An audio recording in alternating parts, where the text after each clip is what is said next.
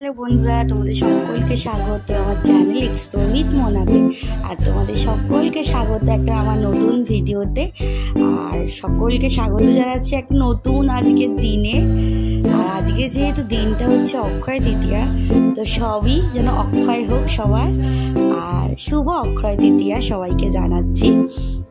আজকে দিনটা যেহেতু এতটাই শুভ, তো সেই জন্যই অনেক দিন ভাবছিলাম যে কালীঘাটে যাব, মায়ের দর্শন পাবো, মাকে পুজো দেবো, কিন্তু কিছুতেই কোনো না কোনো কারণে যাওয়া হচ্ছিল না। তো ব্যাস আজকে বেরিয়ে পড়লাম, তো কালীঘাটে গেলাম।